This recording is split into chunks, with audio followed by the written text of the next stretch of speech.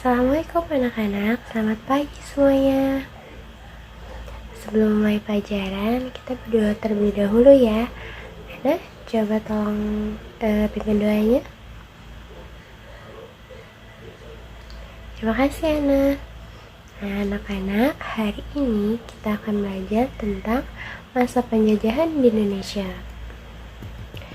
Tujuan dari pembelajaran ini itu supaya kalian memahami sejarah penjajahan di Indonesia, kemudian bisa mengetahui perjuangan para pahlawan di Indonesia. Kalian udah tahu gak sih negara-negara mana saja yang sudah menjajah Indonesia? Nah, betul sekali ya. Di antaranya itu ada Portugis, Spanyol, kemudian Belanda, Inggris, dan Jepang. Betul sekali. Kira-kira negara-negara tersebut datang ke Indonesia itu untuk apa ya? Ada yang tahu tidak? Nah, biar ibu kasih tahu ya, tujuan bangsa Eropa itu datang ke Indonesia itu ada yang bisa disebut itu 3G.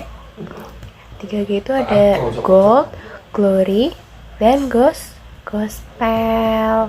Gold itu artinya emas ya.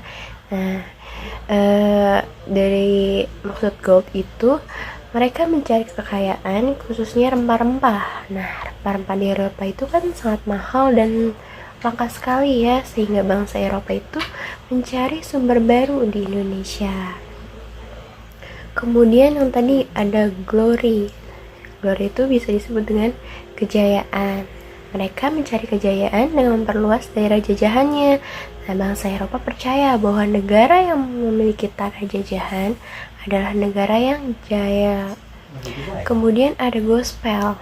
Gospel ini artinya menyebarkan agama Nasrani. Bangsa Portugis menjadi pelopor pertama yang menyebarkan agama Katolik di Indonesia.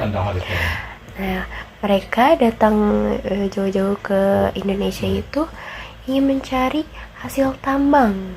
Hasil tambang di Indonesia itu ada batu bara, nikel, dan timah.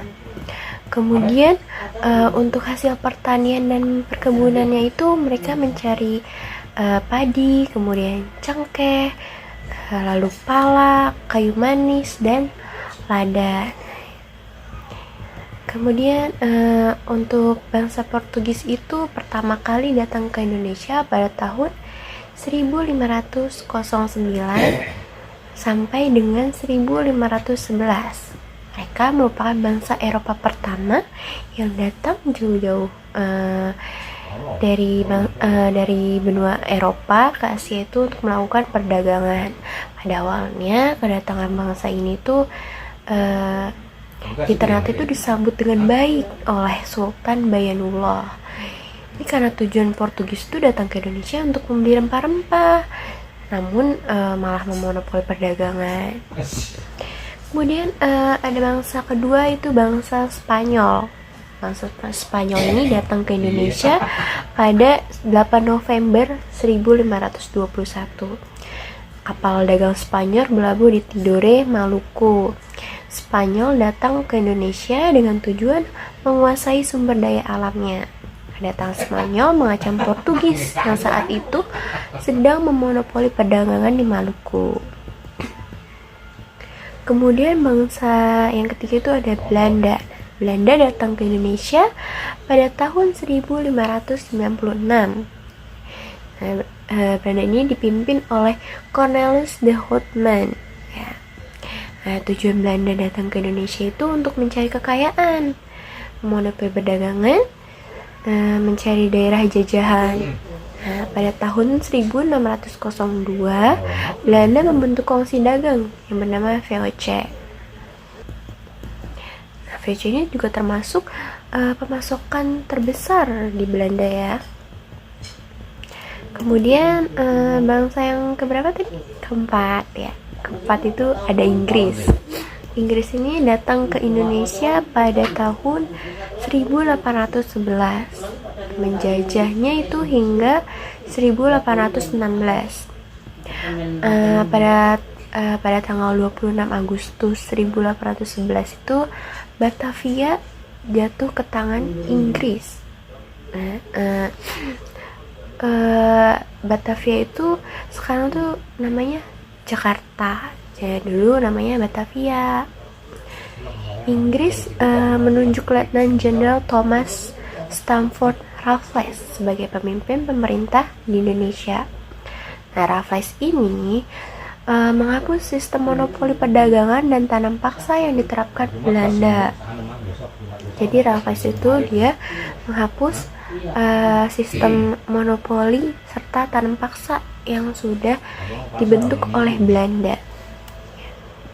Nah, Raffles juga menghapus perbudakan di seluruh wilayah seluruh jajahan Inggris.